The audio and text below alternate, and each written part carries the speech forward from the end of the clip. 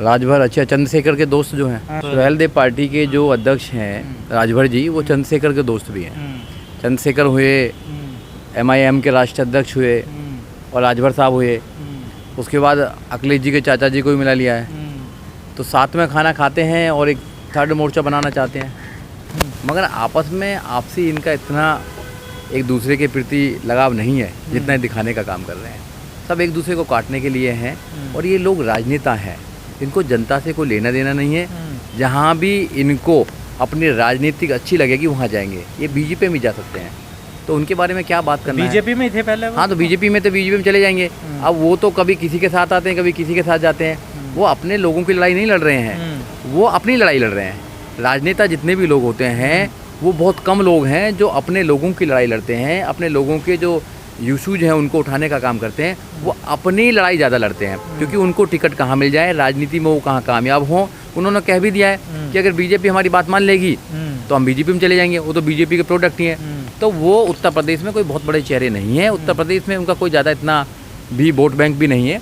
तो वो करते रहें, जहाँ घूमते रहें। हम बड़ी राजनीति पे बात कर सकते हैं। समाजवादी पार्टी दिन रात बीजेपी को गाली देती है, लेकिन योगी जी तो उनके घर आ जाते हैं। घर आना जाना लगा रहता है, ऐसा कुछ प्रॉब्लम नहीं है। बट जो समाजवादी पार्टी है, मायावती घर क्यों नहीं जाते योगी जी? मायावती से क्यों नहीं मिलते? लगा कैसा लगा रहता आना जाना? देखो, जो समाजवादी पार्टी है वो पार्टी भी ऐसा नहीं कि बहुत कुछ बड़ा काम करा उन्होंने। 12 से लेकर 17 तक उनका जो राज है उत्तर प्रदेश में, वो सब जानते हैं कि वहाँ कैसे शोषण होता था लोगों का, कैसे सारे काम होते थे, वो सब लोग जानते हैं। ऐसा नहीं कि नहीं जानते हैं। तो ऐसी जो सरकार हैं जो पहले जो लोग देख चुके हैं, उन सरकारों को दोबारा न लेके नहीं आना चाहते हैं। अब योगी जी और जो लोग हैं उनके आपस में सब एक दूसरे के साथ रहते हैं। वहाँ पर कोई जनता के लिए कुछ करने वाले नहीं है। अगर कोई पार्टी उत्तर प्रदेश में न्याय दे सकती है, गरीबों को शिक्षा दे सकती है, रोजगार दे सकती है, तो वो एक ही पार्टी है, वो है बहुजन समाज पार्टी। क्योंकि 2007 से लेकर 2012 तक लोगों ने देखा है, और न्याय की जो व्यवस्था है, सामाजिक न्याय का जो परिभाषा है, वो बहुजन समाज पार्टी अच्छी तरह जानती है। क्योंकि उसकी जो नींव है वो सामाजिक परिवर्तन, आर्थिक मुक्ति के लिए डली हुई है, और कोई दूसरी पार्टी नहीं दिखाई देती हमें। इसलिए अगर लोगों को, उत्तर प्रदेश के लोगों को न्याय चाहिए, उत्तर प्रदेश के लोगों को रोजगार चाहिए, उत्तर प्रदेश के लोगों को शिक्षा चाहिए, उत्तर प्रदेश के लोगों को अगर ठोको सरकार नहीं चाहिए, तो वो है बहुजन समाज पार्टी। बहुजन समाज पार्टी पर विश्वास कीजिए। ये जितनी भी छोटी मोटी पार्टियां हैं, ये सब वोट काटने के लिए आ रही हैं। ये सब बीजेपी को दोबारा सत्ता में लेके आने के लिए प्लानिंग कर रहे हैं। क्योंकि बिहार में भी इन्होंने ऐसे ही करा था। सारी पार्टियां अलग अलग जब लड़ती हैं और थर्ड एक फ्रंट बन जाता है, तो पार्टियां वहाँ पे फिर बिखर जाती हैं। उत्तर प्रदेश में भी ऐसे करना चाहती हैं कि दलितों की वोट भी काट दो, मुसलमान की वोट भी काट दो, आपस में सब वोटों को काट दो, बीजेपी जीत जाएगी। तो मेरा आपके चैनल के माध्यम से उत्तर प्रदेश के लोगों से गुजारिश है कि आप अपनी वोट को बिखरने ना दें। आप अपनी वोट को सिर्फ एक ही पार्टी पर डालें, वो है बहुजन समाज पार्टी। लेकिन सर, लोग कह रहे हैं बहुजन समाज पार्टी तो बीजेपी की बी टीम है ना। नहीं, लोगों को कहने को तो कुछ भी कहने दो। अब वही हमारी ये टीम है ना, क्या प्रॉब्लम है? हम भी कह देंगे कि जितनी भी टीम है वो हमारी ये टीम है सारी। हम देश पर राज करने वाले लोग हैं भैया। विचारधारा देखिए, क्या बहुजन समाज पार्टी जो है वो धर्म के नाम पर काम करती है क्या? अगर बी टीम होती तो वो भी धर्म के नाम पर काम करती ना। हम धर्म के नाम पर काम नहीं करते हैं, हम करते हैं इस देश में संविधान को लागू कराने की बात करते हैं। हम इसमें एजुकेशन की बात करते हैं, हम गरीब के अधिकार की बात करते हैं। क्या बीजेपी करती है ऐसा कुछ? बीजेपी तो धर्म के नाम पर राजनीति करना चाहती है, तो बहुजन समाज पार्टी तो धर्म के नाम पर नहीं करना चाहती। तो फिर ए या बी कैसे हुई बताइए? पर सर, यूपी की जनता तो नहीं चाहती ना कोई दलित मुख्यमंत्री बने। नहीं, ऐसा नहीं है कि 4 बार अगर नहीं चाहती तो 4 बार कैसे मुख्यमंत्री बन गई बहन कुमारी मायावती? 4 बार भी तो बनी है ना, वो भी तो यूपी की जनता है ना। अत्याचार कम हुए ना। हाँ, अत्याचार कम हुए। तो यूपी की जनता के कुछ लोग नहीं चाहते, जनता नहीं, कुछ लोग नहीं चाहते हैं। जो ब्राह्मणवादी व्यवस्था के लोग हैं, जो RSS के लोग हैं, जो बीजेपी के लोग हैं, वो नहीं चाहते कि बहन कुमारी मायावती सरकार में आए। अगर बहन कुमारी मायावती सरकार में आएंगे तो गुंडे जेल में जाएंगे। गुंडों के साथ में जैसा व्यवहार होना चाहिए व्यवहार होगा, लोगों को न्याय मिलेगा, तो ये लोगों को सारी सुविधा मिलने लगेंगी, बच्चे पढ़ने लगेंगे, बोलने लगेंगे। ये तो इसलिए नहीं चाहते ना कुछ लोग। तो सर, यूपी में जाति बड़ा फैक्टर रखती है ना सर? जाति फैक्टर रखती है, बिल्कुल जाति फैक्टर रखती है। जाति को कौन छोड़ रहा है? कोई नहीं छोड़ रहा। हम कहाँ कह रहे हैं जाति को छोड़ो भैया, मरो जाति में ही।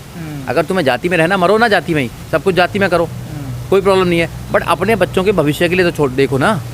अपने बच्चों को, ओबीसी को अपने बच्चों को भविष्य देखना चाहिए, नहीं देखना चाहिए? मुसलमान को अपने बच्चों को भविष्य देखना चाहिए, देख तो रहे हैं ना। हाँ, तो राम मंदिर बना रही है बीजेपी। हाँ, तो वहीं घंटा हिलाते रहो, घंटा बजाते रहो राम मंदिर में ही। घंटा बजाते बजाते तुम्हारे बुजुर्गों को तो क्या मिला, इनको तुम्हें ही मिल जाएगा। जिनको घंटा बजाना चाहिए था योगी जी को, वो तो घंटा छोड़ के वो तो पार्लियामेंट में जाके बैठ जाते हैं या कभी सीएम बन जाते हैं, तो वो तो घंटा बजा नहीं रहे। उनको तो पता है भगवान कुछ नहीं दे सकता है। रियल में जिनको घंटा बजाना चाहिए था, भाई बाबा जी को घंटा बजाना चाहिए ना, बाबा जी सीएम बने बैठे हैं। और जिनको सीएम बनना चाहिए, जिनको पीएम बनना चाहिए, जिनको मुख्यमंत्री बनना चाहिए, जिनको एमएलए बनना चाहिए, एमपी बनना चाहिए, वो वहाँ घंटा बजा रहे हैं मंदिरों में। क्या मिलेगा मंदिरों से? मंदिरों से नाम मिलेगा, बीजेपी वोट मांग रही है। हाँ, तो समझना चाहिए ना, बीजेपी को फायदा होगा मंदिरों के नाम पर, ब्राह्मण समाज को फायदा होगा मंदिरों के नाम पर। अरे इस देश के दलितों को, ओबीसी को, माइनॉरिटीज को क्या फायदा होगा? उनको तो अगर अच्छी सरकार आएगी, एजुकेशन मिलेगी, जब तो फायदा होगा। अब तुम घंटा बजाओ, जो घंटा सदियों से घंटा बजाते आए हो, घंटा तुम्हारा कुछ नहीं करेगा। तुम्हारा घंटा बजाया जा रहा है, तुम्हें बजाया जा रहा है, वहाँ पे तुम्हारे लोगों को मारा जा रहा है, तुम्हारे लोगों का शोषण किया जा रहा है, एजुकेशन छीनी जाती है, सब कुछ छीना जा रहा है, फिर भी तुम एक के पीछे पड़े हो, धर्म के नाम पे पड़े हो। धर्म के नाम पे कोई परिवर्तन नहीं हो सकता। जिस देश में धर्म के नाम पर सरकार चलती है, उस देश में कभी शांति नहीं हो सकती है। सर धर्म कुछ तो है सर, अगर अखिलेश यादव का घर बंगला धुला जा सकता है और उसके बाद भी अखिलेश यादव धर्म को मानते हैं, तो कुछ तो है धर्म में सर। धर्म कुछ लोगों ने बनाया है जिनको फायदा होता है, और कुछ लोगों का शोषण होता है। यहाँ ज़्यादातर लोगों का शोषण धर्म करता है। अगर धर्म एक दूसरे से नफरत कराता है तो मैं ऐसे धर्म को मानने के लिए तैयार नहीं हूँ। अगर धर्म सिर्फ इंसान को इंसान से लड़ाता है तो फिर भी मैं मानने के लिए तैयार हूँ। धर्म सिर्फ नहीं, अखिलेश यादव का अपमान हुआ, वो फिर भी धर्म को मान रहे हैं, पूजा पाठ कर रहे हैं, सब कुछ कर रहे हैं, तो कुछ तो है ना सर धर्म। देखो, अखिलेश यादव जी को पता है कि वो कितने भी पूजा पाठ करते रहें, ब्राह्मण उनको मानने वाले नहीं है। अगर जब भी सीएम बनेंगे फिर उनके घर को धोया जाएगा, तो भैया छोड़ दो ना, क्यों बार बार बेइज्जती कराते हो? जो समझदार लोग हैं, प्रोफेसर लक्ष्मण सिंह जैसे, उन्होंने छोड़ छाड़ दिए हैं सब सारे जो समझदार हो गए, मगर उनको वोट लेनी है सबको, क्या कर सकते हैं भाई? ये एक षड्यंत्र है, षड्यंत्र में लोग फंसे हुए हैं, इस षड्यंत्र से निकलना पड़ेगा। बाबा साहब डॉक्टर अम्बेडकर ने रास्ता बता दिया। नहीं करती, उन्हें वोट नहीं चाहिए क्या? बहन जी को तो क्लियर कट है ना कि उनका तो, वो क्यों नहीं मंदिर में जाती, वो क्यों नहीं घंटा बजाती, वो क्यों नहीं पूजा पाठ करते? देखो, उनको पता है कि ये मंदिर का जो सिस्टम है ये सब ढोंग है, सब पता है उनको। ये अपने लोगों को निकालना चाहती हैं। इस देश की ज़्यादातर जनसंख्या जो है गरीब, क्यों गरीब है? वो गरीब इसलिए है कि भाग्य और भगवान पर भरोसा करती हैं, वो अपने आप पर भरोसा नहीं करती हैं। इस देश में ज़्यादातर जनसंख्या जो है वो मंदिरों के चक्कर लगाती है और वहीं पर भीख मांगती है, और भीख मांगने में भगवान से मांगती है, जो भगवान उनको कभी देखता ही नहीं है।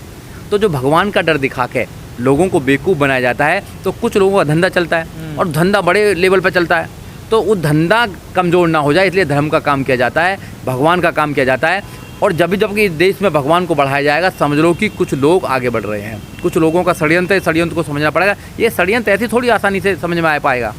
ये जिस मूर्ति को एक अछूत बनाता है, फिर वो अछूत उसी मूर्ति से मांगने लगता है, तो ये समझना पड़ेगा ना। बाबा साहब ने कहा ना, जिसके सामने तुम हज़ारों सालों से मांगते आए हो, उस तुम्हें कभी नहीं देगा, तुम्हें दर्शन नहीं भी करने देता।